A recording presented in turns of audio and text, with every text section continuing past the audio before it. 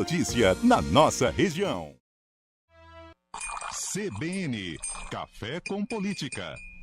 Bruno Silva, bom dia. Olá, muito bom dia, Sandra. Muito bom dia a todos os nossos queridos ouvintes CBN Campinas. Tudo jóia?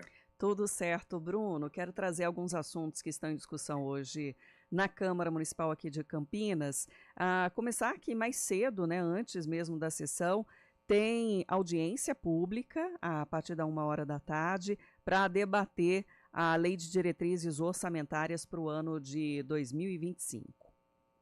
Ô, Sandra, sabe que ontem à noite ainda estava dando um curso, né, por uma das instituições que eu trabalho faz um bom tempo já, chamando atenção justamente sobre isso, sobre o quanto o momento de discussão do orçamento, ele é um momento valioso, né, do ponto de vista da participação política. A gente sabe que as pessoas se sentem desestimuladas a participar, em parte porque elas olham para um movimento como esse, que é de uma audiência, onde você se aproxima do poder público, você se aproxima das decisões, tem um caráter pedagógico, inclusive, de você começar a entender como é que funciona, o que são essas rúbricas orçamentárias, o que é obrigatório de gasto, o que pode ser manejado, né? Então, acho que é importante você se aproximar com esse caráter de aprender também um pouco mais sobre como funcionam as finanças públicas, o orçamento e etc.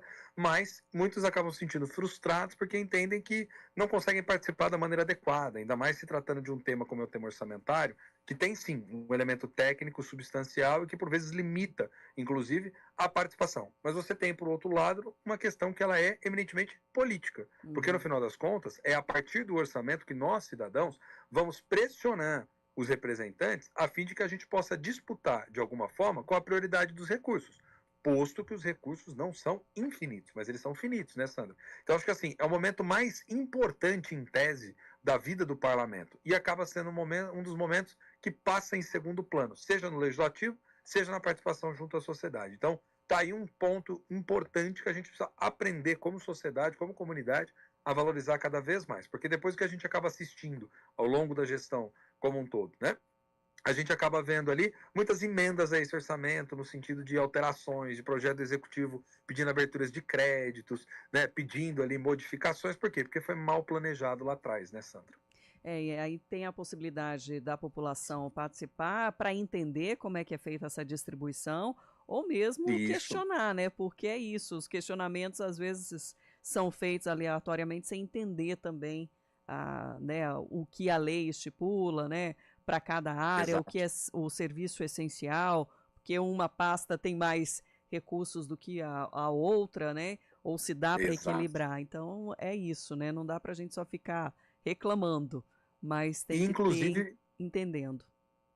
não, eu ia completar dizendo, e inclusive mudar a prioridade alocativa do recurso, né? A gente sabe que tem os mínimos constitucionais. Então, você pega, por exemplo, saúde, mínimo 15%, educação, no mínimo 25%.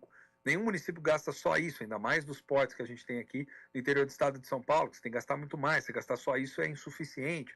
Aí você tem os aspectos relacionados à lei de responsabilidade fiscal, limitação de 60% do gasto, né, com aqueles que já são os funcionários, né? Aí o que sobra para investimento, o que é custeio fixo. Então, assim, e entrando nesse universo para poder compreender o porquê que certas coisas funcionam, outras não funcionam, e como as políticas podem melhorar, é um dever também do cidadão, né, Sandra? Uhum. Claro, a gente sabe que a vida é corrida, a gente concorre com N outros fatores que são que nos tomam mais tempo, né? E por vezes a gente deixa isso em segundo plano, mas é importante a gente começar cada vez mais a se aproximar, porque afinal de contas, a nossa vida, o dia a dia, depende também da qualidade da alocação desse recurso orçamentário, né? Isso. E aí, mais tarde, então, na sessão da Câmara, mesmo hoje, tem alguns projetos, um em análise inicial, propõe transformar aquelas câmeras dos radares instalados na cidade, que tem muito aqui em Campinas, para Uhum. também transformar exatamente as câmeras em radares. Em Tem muito câmeras, radar já, exato. mas tem muita câmera, né, que é de monitoramento ali de segurança, né, muitos públicos, muitas câmeras monitoradas pelo poder público, outras por empresas privadas, mas o projeto quer transformar essas câmeras em radares.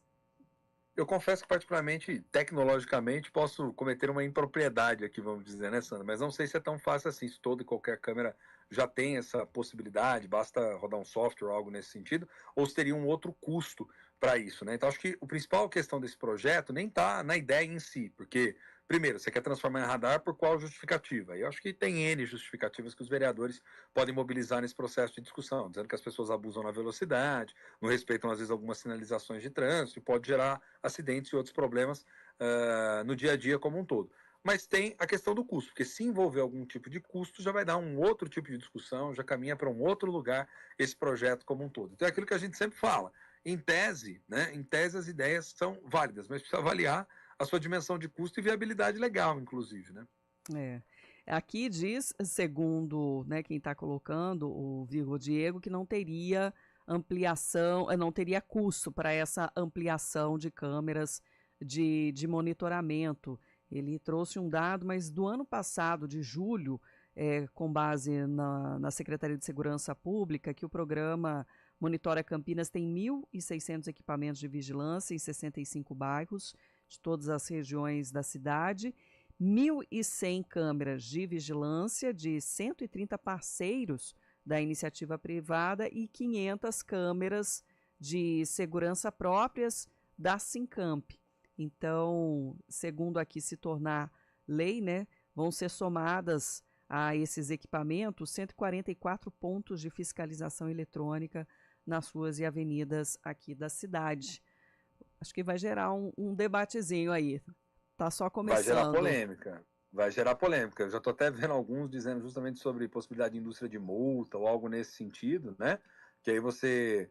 veja, não estaria fazendo algo que é errado do ponto de vista legal, que é justamente você monitorar a velocidade, monitorar a questão do trânsito, mas isso pode gerar debates e discussões, sim, né? Principalmente no legislativo, sob pressão, inclusive, da sociedade, né, Sandra? Então, acho que tem um ponto delicado aí.